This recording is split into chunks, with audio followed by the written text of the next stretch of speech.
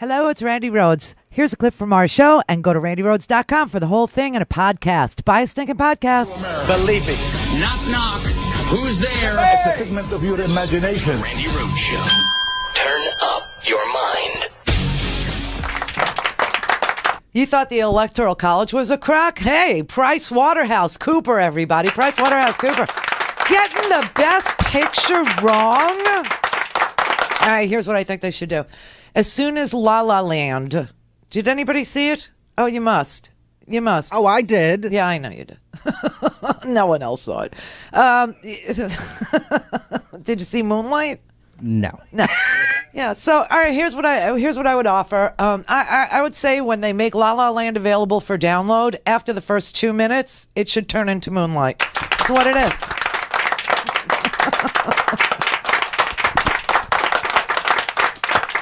Oh, a terrible, terrible mistake was made. A terrible mistake. And when a terrible mistake is made, you have to correct it as soon as possible. So what I'm saying is we need a special prosecutor to investigate ties to Russia.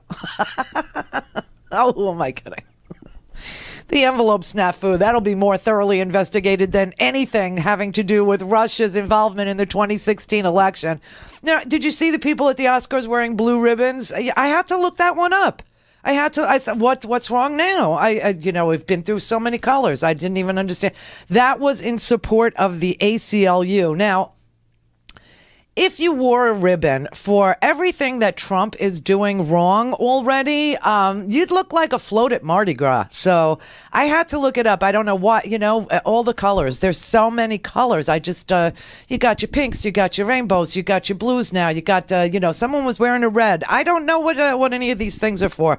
But, wow, I tell you that except for Jimmy Kimmel was fantastic last night.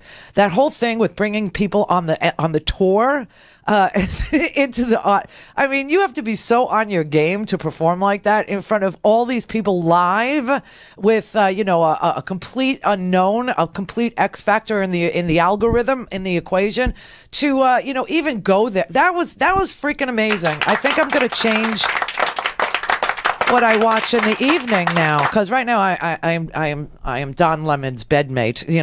I'm a CNN kind of a girl. But okay, so that was a big mistake, and it will be investigated. Russia, anybody? No. Now, all this crap that's going on, it is an amazing thing. Yes, it's true. Reince Priebus told the media that he's trying to lean on the FBI. He asked the FBI to officially deny reports that the Trump campaign officials were in constant contact with Russian intelligence. It's a good cop, bad cop thing. Trump attacks the intelligence services, and then Reince tries to co-opt them.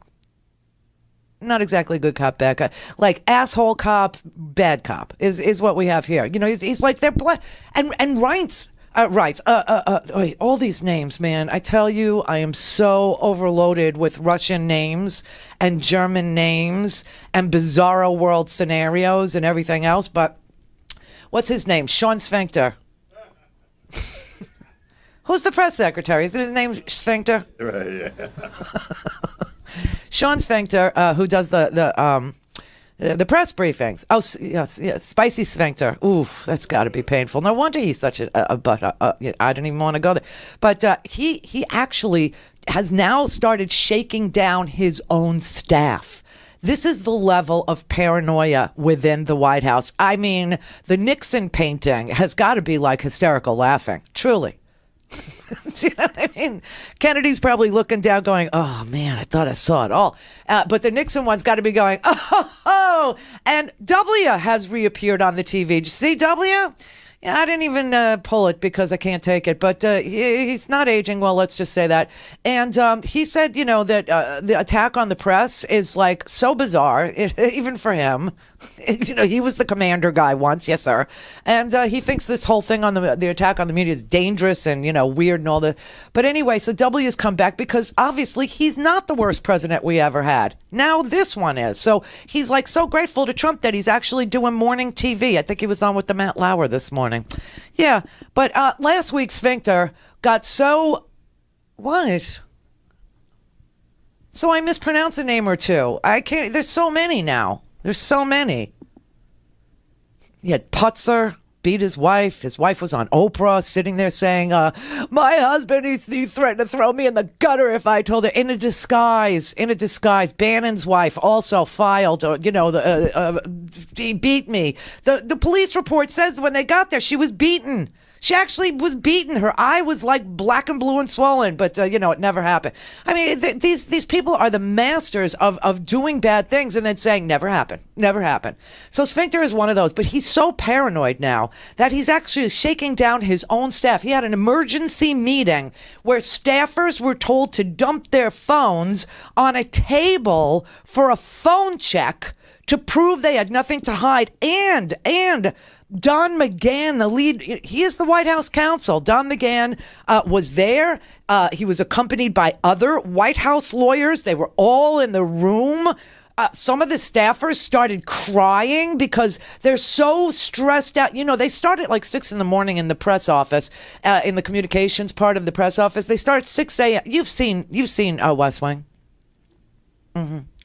They start at 6 a.m. They don't get done till midnight, right? I mean, it's a long ass day. And now all of a sudden they don't even have, confidence in the new guy who they don't even, so people are crying. They wanted all the electronics, whatever the staffers were carrying, whatever that they had to, including their government issued and personal cell phones. Sphincter said if there's any more problems, he's going to do more phone checks. And it's trying to find leaks to the media. And, they use these different programs. Like I remember when I first found out that WhatsApp was like encrypted. I didn't know that, but everybody around the world, they use WhatsApp. Okay, everybody around the world uses WhatsApp because it's global. It's not like here. You take your little iPhone overseas, it doesn't work. Did you ever do that? Only snowflakes know because we have passports. Just saying. But yeah, I mean, so they use these different apps. They have this one app called Confide. It's an encrypted and screenshot protected messaging app. It automatically deletes the texts after you send them. There's another one called Signal. That's another encrypted messaging system. They're telling them you can't use these anymore, that it's a violation of the Presidential Records Act, according to multiple sources in the room, which means his meeting about leaking leaked. It leaked everywhere. I got to tell you, it was like immediate. Politico had the story. I believe they had it first. Now the Washington Post has the story. The Washington Post has the actual dialogue that took place. They know who was in the room. They know that Don McGahn, the White House counsel, was in the room. They know that other lawyers at the White House were in the room. They know which apps were discussed. They know who was made to cry. One of the girls that was made to cry was a girl named Jessica Ditto, as in Ditto Head. But she said they reported that Spicer harshly criticized the work of Deputy Communications Director Jessica Ditto, causing her to cry. Two people familiar with the incident leaked and told the press, quote, "The only time Jessica recalls almost getting emotional is when we had to relay the information on the death of Chief Ryan Owens," Sphincter said, referring to the Navy SEAL killed in action in Yemen. And by the way, speaking of Ryan Owens, his father, William Owens, is demanding an investigation into Ryan Owens' death. And here's the story. He talked to the Miami Herald. He won't talk to anybody else, but he did talk to the Miami Herald. He lives down here. He lives in a place called Lauderdale by the Sea. I don't want to cause him any more grief than he's already had in his life, but he contacted a reporter at the Miami Herald, and he spoke to her, and he told her that he wants an investigation into the death of his son, that this operation was stupid. He said, this is the quote from him that he told the reporter, "Why at this time did there have to be this stupid mission when it wasn't even barely a week into his administration? Why?" He said, "For 2 years prior, there were no boots on the ground in Yemen. Everything was missiles and drones because there was never a target worth one American life. Now, all of a sudden, we had to make this grand display." And then, of course, Trump had said that this mission in Yemen was a fabulous success. It was fantastic. It was just more like fantastical, but he said it was a fantastic success. And he said that if you, and Sphincter said, anybody who criticizes anybody who detracts from the raid, those who question its success, dishonor Ryan Owens' memory. So Ryan Owens' father, William, said, don't hide behind my son's death to prevent an investigation. I want an investigation. The government owes my son an investigation. And also he said that when his son's body was brought to Dover, to the Air Force Base there's a room where parents, oh God, it must be horrible. There's a room where the parents sit. And they sit there until they're called out to the flight line to the honor guard that takes the flag-draped coffin off of the airplane and presents it to the family. And they were sitting in that room, and the chaplain came in, and the chaplain said, the President of the United States would like to come in and express his condolences. And Mr. Owens said, I'm sorry, I don't want to see him. I don't want to meet the president. And he refused to shake his hand. He said that he didn't want to make a scene about it, but his conscience wouldn't let me talk to him. He said he cringed at the thought of having to shake the hand of Donald Trump, the president who approved the raid in Yemen that claimed his son's life, an operation that he and others are now calling into question. Now, just so you know, this Navy SEAL, Ryan Owens, his brother is also a Navy SEAL. His father was also a Navy veteran.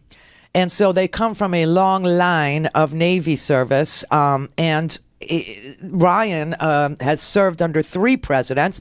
He did meet former President Barack Obama, his father said. He pulled out a bunch of photographs and showed them to the Miami Herald reporter. He said, and she saw Ryan with his 2 older brothers playing Army, his wedding picture with his children, with his SEAL teammates, and one of Ryan sitting on the floor in the White House playing with Obama's dogs. So his brother is Ryan was 37 when he was killed. His brother is 42. He's also a Navy SEAL. And he has an older brother who's 44, and they were all inspired by their father, William Owens, who spent 4 years in the Navy and then the Army Reserves, and then became a police officer here in Fort Lauderdale. And he said, he's sickened by this.